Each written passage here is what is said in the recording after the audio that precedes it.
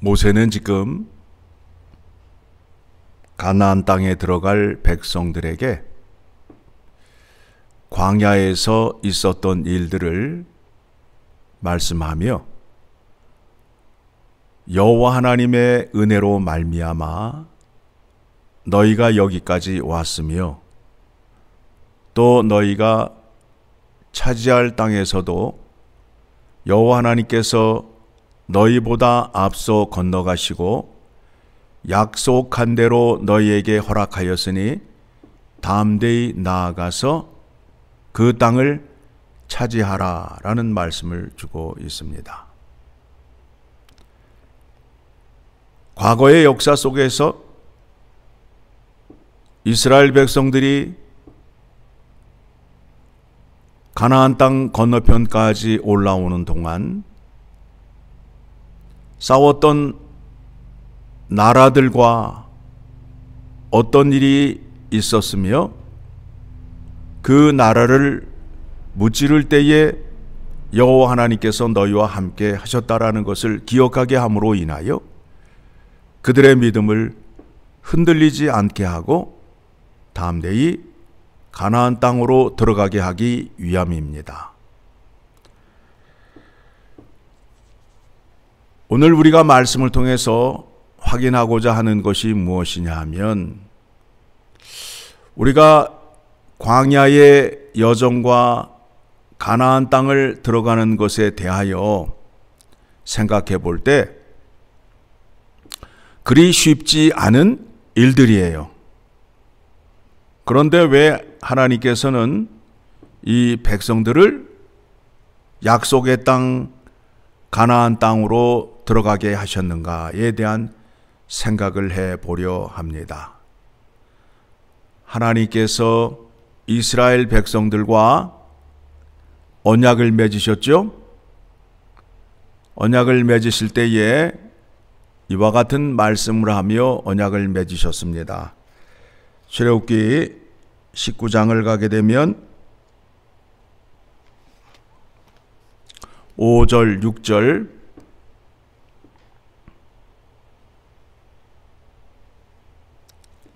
같이 읽습니다.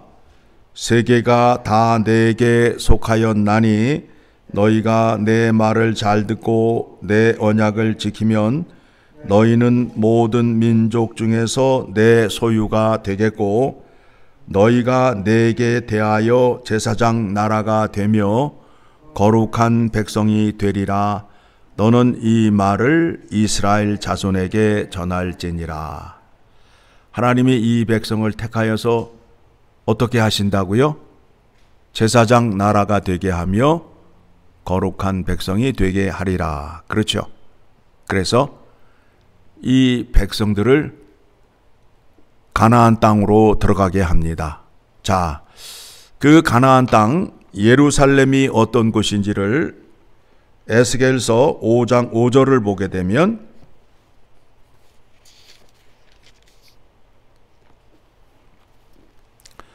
에스겔서 5장 5절을 보게 되면 자, 찾으셨으면 같이 읽도록 하겠습니다. 주 여호와께서 이와 같이 이르시되 이것이 곧 예루살렘이라.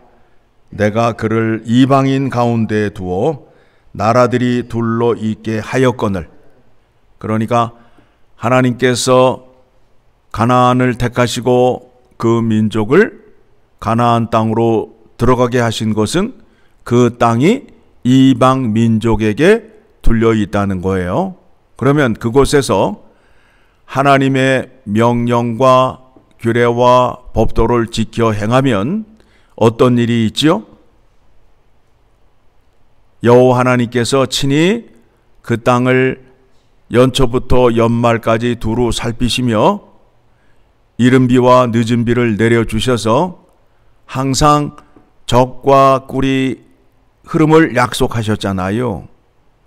그와 같은 은혜를 이스라엘 백성이 누릴 때에 주변에 있는 나라들이 보게 하기 위함이에요. 그러면 주변에 있는 나라들이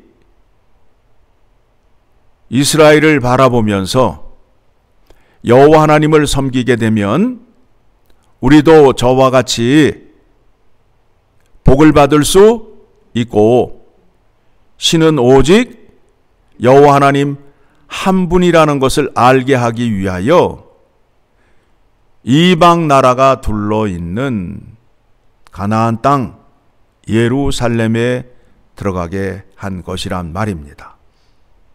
그런데 이 백성들이 그 땅에 들어가서 하나님의 명령과 규례와 법도를 지켜 행하지 않았어요. 그래서 이 백성들이 바벨론으로 포로로 잡혀갔잖아요. 하나님께서 그 백성에게 말합니다. 6절입니다.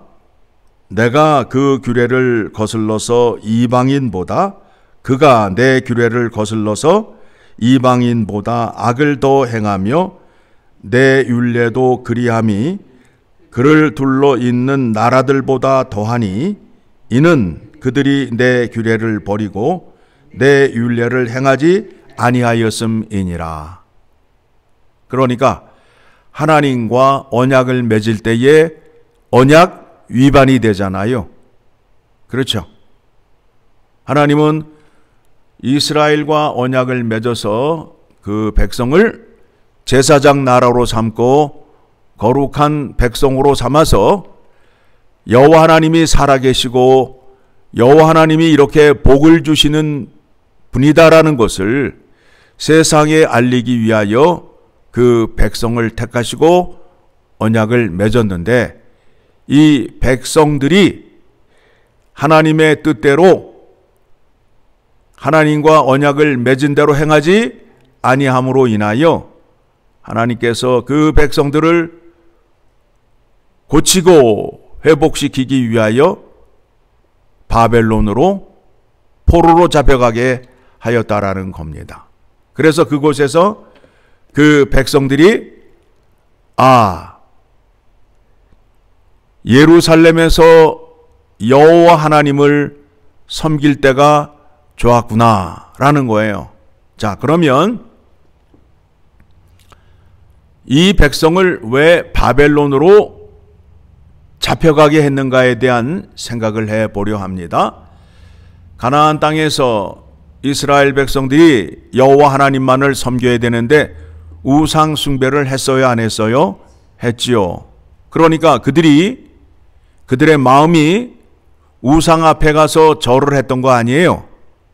그러니까 하나님께서 너희들이 그렇게 우상 앞에 절하는 것이 좋으냐? 그러면 너희의 원대로 우상 앞에서 살게 해주겠다라는 것이 말씀 속의 약속 가운데 있어요. 그래서 너희의 소원대로 어디를 가라는 거예요? 바벨론으로 가라는 거예요.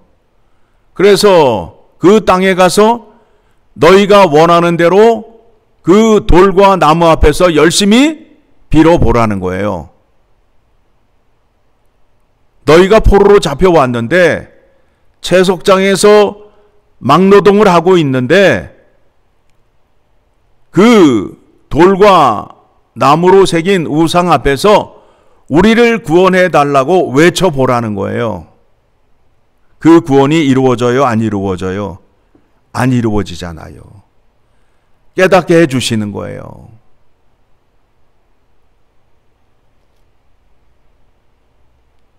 그들이 깨달음을 얻고 지혜를 얻어서 다시 여호와 하나님 앞에 간절히 기도하지요. 우리가 잘못했습니다. 하나님의 은혜를 사모합니다. 그래서 그 백성들이 다시 예루살렘으로 올라와 성전을 재건하고 제사를 드리고 예배를 드리게 된 것입니다. 그들을 다시 회복시키기 위하여 새 언약을 약속하시고 예수 그리스도를 통하여 성취하셔서 다시는 그 백성들이 하나님의 명령과 규례와 법도를 버리지 아니하고 우상 앞에 나가지 아니하도록 하나님이 우리 안에 거하시며 우리와 함께 하신다라는 겁니다. 자, 오늘 본문의 말씀을 보게 되면 이제 민족의 지도자가 모세에서 여호수아로 바뀌게 됩니다. 모세는 이 좋은 광경, 좋은 것을 보기 위하여 나를 가나안 땅에 들어가게 해달라고 여호와 하나님께 부탁을 하지만 하나님께서 노하시며 더 이상 그 문제로 인하여 나한테 얘기하지 말라 말씀하십니다. 그러면서 말씀하시기를 여호수아를 담대하게 하라. 무슨 얘기냐 하면 여호수아가 가는 곳마다 여호와 하나님께서 앞서 가심으로 인하여 여호와 하나님께서 치라한 땅, 점령하라 한 땅을 차지하기만 하면 된다라는 것이 오늘 본문의 말씀입니다. 우리의 믿음이 하나님과 함께하지 아니하게 되면 그 믿음은 실패한 믿음이 되는 겁니다. 하나님께서 하나님의 거룩하심을 세상에 알리기 위하여 예수 그리스도의 이름으로 구원을 허락하시고 하나님이 친히 내 안에 들어와 계셔서 하나님의 말씀을 내 마음에 새겨주시고 그 말씀을 지킴으로 인하여 거룩하신 하나님이 살아계시고 거룩하신 하나님이 나를 통하여 역사하심을 세상에 알게 하기 위함이라는 겁니다. 이것이 예수 그리스도를 통하여 구원을 주신 목적이란 말입니다. 예수 그리스도의 이름으로 구원을 얻었으면 하나님 아버지의 뜻을 따라 명령을 따라 순종하는 삶을 살아야 됨을 기억하셔야 됩니다. 그렇게 하는 자에게 어떤 복을 주신다고요? 마음이 온유한 자에게 무엇을 주신다라고 말씀하셨어요? 마태복음 5장 5절을 보게 되면 한번 찾아봅니다.